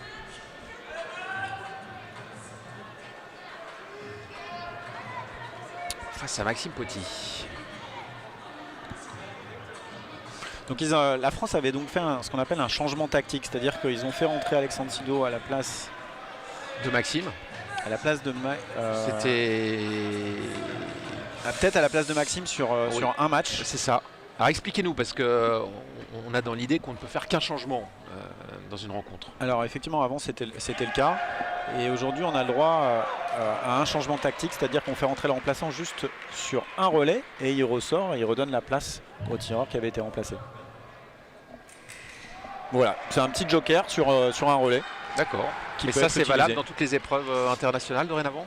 Oui, sauf aux Jeux Olympiques. Voilà, le règlement est toujours un peu particulier aux Jeux Olympiques. notamment c'est l'histoire de remplacement. Et puis c'est la seule épreuve aussi où on tire une 3e place, hein, les JO, dans l'épreuve individuelle en tout cas. Allez, le ralenti.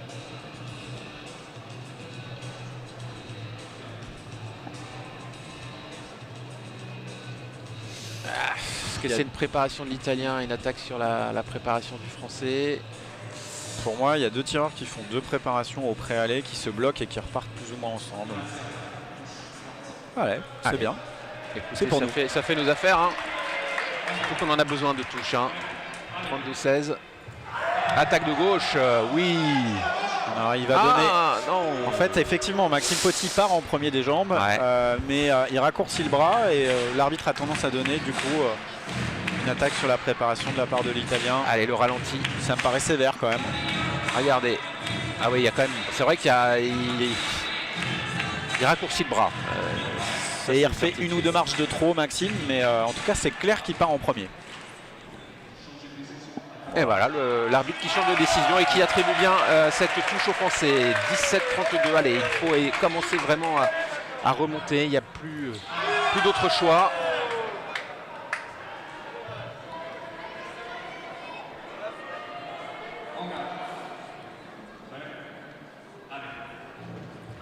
Pareil, c'est Maxime Poty qui démarre en premier. Pour moi, c'est lui qui démarre des jambes. Il ne s'arrête pas, il finit son action. Bah, c'est un peu la même action que tout à l'heure. Hein, donc si... Voilà, il démarre. S'il est logique, normalement, l'arbitre devrait donner la même décision. En tout cas, s'il donne l'inverse, moi, je ne comprends pas la cohérence là. Et en plus, c'est Maxime Poty qui fait partir l'Italien. On voit Maxime faire un mouvement un petit peu rapide pour faire déclencher son adversaire. Et Maxime continue et finit son action. C'est pas normal. Ouais, là c'est bizarre parce que c'est vrai que c'est quand même une action très similaire à la précédente. Bon, écoutez, 33-17 pour l'Italie. Qui a pris le fer en dernier? Et la parade riposte de Maxime Poty qui demandait en plus un carton jaune pour sanctionner l'Italien qui se protège un peu avec son bras, son masque.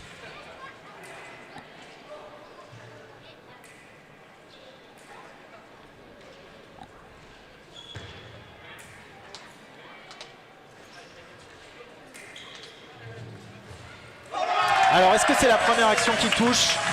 C'est pas sûr. C'est pas sûr que ce soit la première attaque de Maxime Poty. On va essayer de le voir en ralenti. La main haute, il passe en dessous.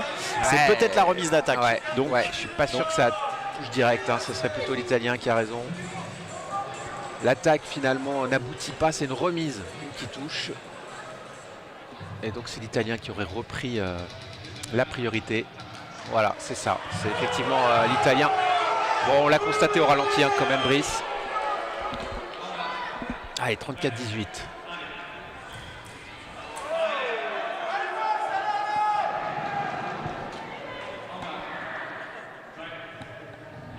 Il est trop sage ce match, je trouve. Ouais, il s'est pas emballé. Il s'est pas emballé ce match. Il faut leur rentrer dedans là, les Italiens. Allez, c'est maintenant qu'il faut essayer d'inverser la tendance, en tout cas au niveau du rythme. Il n'a pas de vidéo, il n'a plus de vidéo, il n'a pas le droit de demander la vidéo.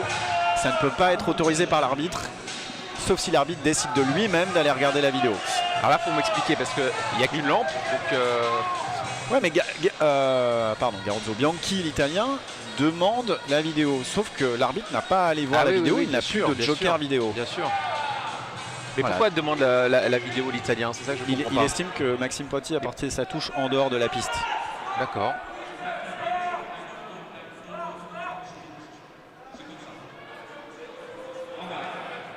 Allez, 34-19. Allez, Maxime. Ah, dommage. Là. Ça touche pas. Ça touche pas. Et c'est une 35e touche portée par Bianchi. Allez, Julien. Le défi est d'importance. Hein. C'est le 8e relais. C'est l'avant-dernier Rasso de cette finale. Il va falloir emballer un peu les choses, même si voilà, faut pas faire n'importe quoi. Mais c'est vrai que ça a manqué d'intensité finalement par rapport à ce qu'on aurait pu imaginer. Bon, il faut dire qu'on manque de compète peut-être. On est quand même en début de saison. Enfin, après les Jeux, il y a eu une longue période d'interruption et ça se ressent peut-être sur la piste. va peut-être vous choquer, mais je nous trouve un poil trop respectueux. Ah ouais? Ouais, je pense qu'on peut y mettre un peu plus de combat, d'intensité, de révolte en tout cas, pour les faire douter, leur rentrer dedans, les énerver, les agacer aussi. Utiliser un peu plus l'ego. Et là, on est trop dans le jeu, dans le rythme des Italiens. Allez, ça touche direct pour Julien Mertens, c'est bien. Et le problème, c'est que Marini, il a fait une faute de combat. Il met le masque, le bras non armé pour se protéger et que l'assesseur vidéo ne dit rien, ne lève pas le bras. Et je suis désolé, mais ça se voit. Sur le ralenti, c'est flagrant, ouais, c'est flagrant. Il essaie de diminuer largement la surface valable, hein, tout simplement, hein, en se protégeant avec son bras et son masque. Alors même si le Français parvient à toucher, ça doit être sanctionné.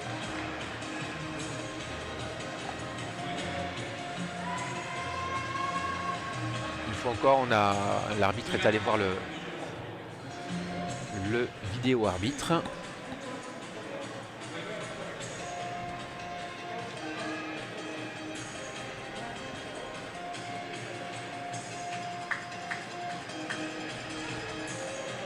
Voilà, une nouvelle fois sous un autre angle.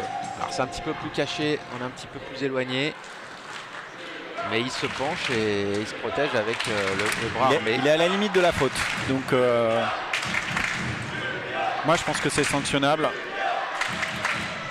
tout cas, l'arbitre visionne à de nombreuses reprises en ce moment la vidéo.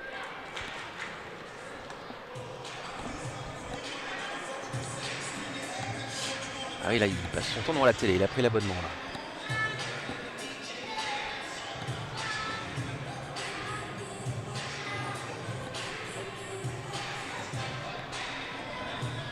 Bon, en même temps, je crois qu'il y a un problème technique puisque je suis un tout petit peu déplacé pour voir l'écran et c'est pas tellement qu'il regarde à plusieurs fois la vidéo, c'est que pour le moment, il n'arrive pas à revisionner. Il y a un petit problème technique, donc il est en attente de pouvoir revisionner cette action. L'arbitre et son collaborateur arbitre vidéo.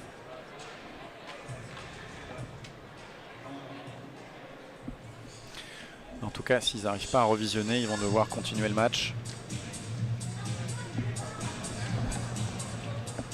Sinon, ils peuvent être devant leur écran. Hein. Nous, on l'a vu le ralenti. Ils peuvent être devant leur écran sur leur télévision, sur leur plateforme, sur leur smartphone.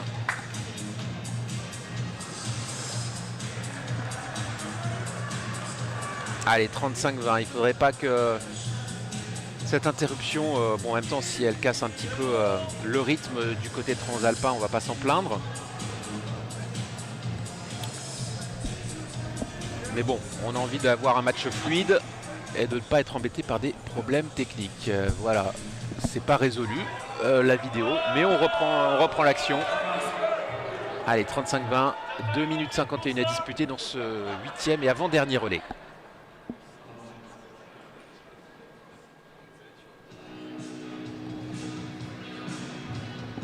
Donc finalement, on attend que le problème d'arbitrage vidéo soit résolu. Il n'y en a pas eu du tout hein, durant le week-end de problèmes de ce type. Et il y en a un pendant la finale.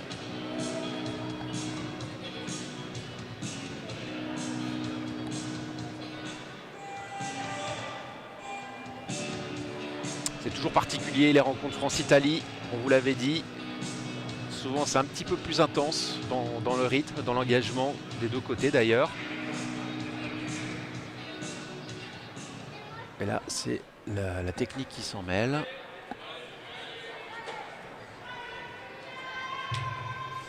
En fait, le sujet, c'est que vu que les Français ont demandé la vidéo, mais que la vidéo n'était pas disponible, les Français veulent bien savoir qu'ils conservent tout de même leur joker vidéo sur une prochaine demande. Parce que si effectivement on est déjugé à la vidéo, on perd son joker, mais à partir du moment où il n'y a pas de vidéo disponible, on le conserve.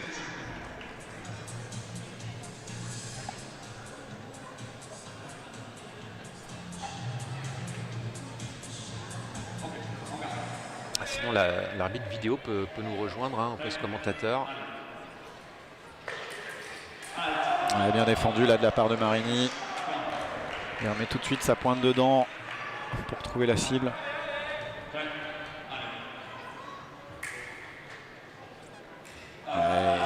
c'est beau. Cette touche portée en coup lancé et qui vient toucher à l'épaule. Il est grand en fait, on ne le voit pas partir et ça va loin. Et il défend bien en plus, belle parade riposte. Ah ouais, la grosse domination sur ce relais de l'Italien et sur le match globalement des Transalpins, il n'y a rien à dire. Encore parade riposte là, de la part de Marini, ça, elle fait mal là. Hein. Ah, ça fait mal, 39-20. C'est dommage, c'est pas la finale qu'on aurait espéré. C'est sévère là. C'est sévère. Après voilà, il n'y a rien à dire. Hein. Les Italiens sont vraiment plus forts sur cette rencontre. Mais c'est la réaction française qui manque un petit peu.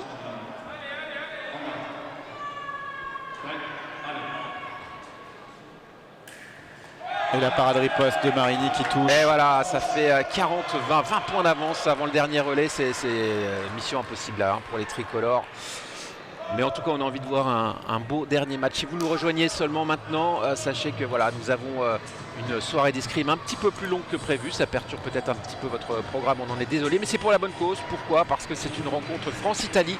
Un match de finale de la Coupe du Monde à Paris, le challenge international de Paris au stade Pierre de Coubertin. Et ça valait le coup de suivre à la fois la petite finale tout à l'heure remportée par les Américains. Et maintenant ce match qui tourne depuis le début largement en faveur des Italiens. C'est le dernier relais, on s'arrêtera à 45 touches. Et c'est Enzo Lefort, le champion olympique par équipe, qui a la charge quasi impossible de remonter, mais en tout cas qui a au moins sur les épaules la pression d'aller grappiller des touches et ne pas finir sur 20 touches, voire plus d'écart. Ce serait très très sévère.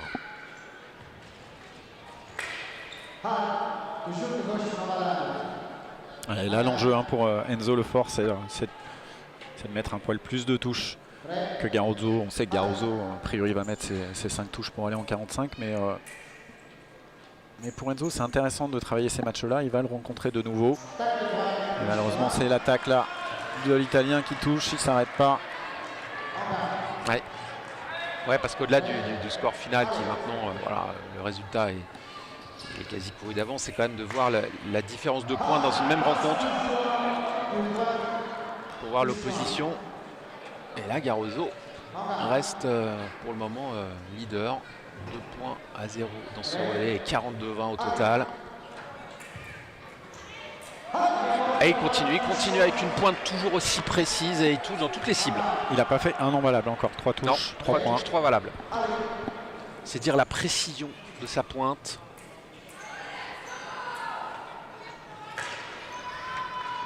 Allez, on va pas finir sur un 5-0 quand même. Allez, c'est non valable pour Enzo.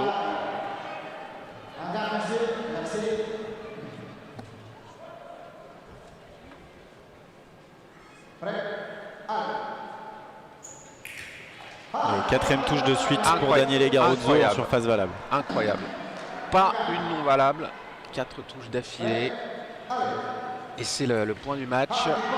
Parade riposte. 5 touches. 5-0 déjà face à Enzo. Et puis aucune non valable. Incroyable. Et l'Italie qui s'impose sur un score très très largement en leur faveur. 45-20. Incroyable. On est déçus, Brice. Bon, on n'est pas surpris de voir une Italie qui gagne. On le savait, ils sont très forts. Bon, voilà, c'est un peu la réaction des Français qui a manqué. J'imagine que vous allez largement débriefer avec le staff, avec l'équipe, mais voilà, il a manqué quelque chose dans cette finale alors qu'on avait vu un très beau parcours des Bleus tout au long de la journée. C'est pour ça qu'on reste un petit peu sur notre fin. Vous voyez les différents relais qui s'affichent avec les points. Et il n'y a pas photo. Ah, mais ça se joue dès le départ. Au deuxième relais, 5-0. Tout de suite, on donne l'avantage à l'Italie et c'est très difficile de revenir sur une équipe aussi forte que l'Italie. Après, voilà, on salue le beau parcours des Français aujourd'hui. Et tout au long de ce week-end, ici à Paris, à Coubertin, il y a eu plein de bonnes choses. Il y a des axes de travail. Et on l'avait dit que cette équipe de France, elle est en reconstruction. Et il y a encore du temps, de toute façon, je ne suis absolument pas inquiet. Mais voilà, on sait que sur une équipe comme l'Italie, les 4 tireurs français doivent être au meilleur de leur niveau, au meilleur de leur forme. Et aujourd'hui, bah voilà. Regardez, Pas c'est encore. intéressant, Brice, de voir ce tableau avec les différences de points portés par les uns et les autres. Et on voit que voilà, hein, du côté italien, on n'a que du positif. Ouais, de toute façon, là, c'est difficile à analyser un match difficile comme à ça, analyser, plus 25. Bon, voilà. Voilà, les Français et les Bleus quand même qui font un petit tour d'honneur. Ils sont arrivés en finale de ce Challenge international de Paris. Ils n'ont pas fait le match qu'on attendait nécessairement.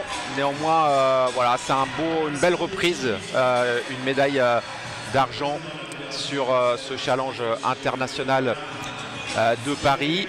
Les Italiens, il va falloir les observer tout au long de la saison. En quelques mots, Brice, l'année 2022 qui bon, déjà commence par être perturbée à nouveau par la Covid. Hein. Je sais qu'il y a un Grand Prix à Turin qui est annulé. Mais ça va être quoi les temps forts qui vont nous amener jusqu'au prochain championnat du monde ?